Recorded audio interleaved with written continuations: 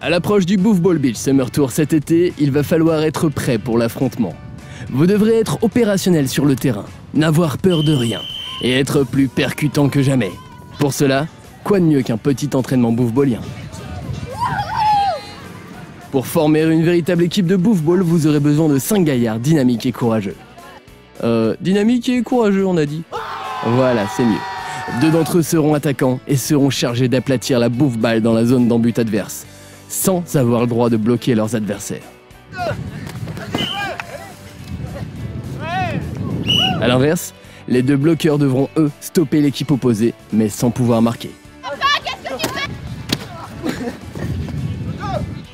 N'omettons surtout pas le capitaine, véritable pilier de l'équipe, qui lui aura le droit de tout faire. Bloquer, marquer, sprinter, etc. etc.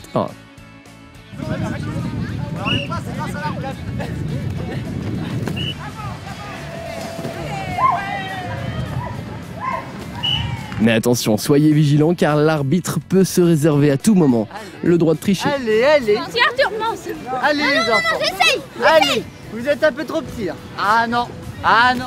Passons à l'équipement maintenant. Il est très important pour le bon déroulement du match. Les bloqueurs vont posséder un bouclier qui servira à stopper les attaquants dans leur progression et à se protéger des attaques adverses. Les hostilités se dérouleront en 10 minutes, sur 2 mi-temps, durant lesquelles il est interdit d'utiliser la magie autre que celle des équipements. Donc messieurs les héliotropes, pas de portail.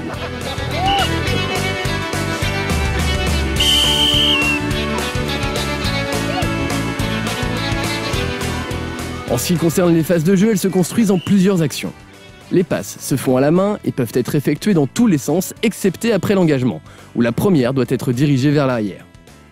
Après coup, libre au passeur de la diriger vers les buts adverses, alors qu'un attaquant court devant pour intercepter au vol la bouffe-balle, comme le fait ce joueur ici. Si personne n'est disponible, rien ne vous empêche de courir le plus vite possible toute la longueur du terrain sans vous faire stopper.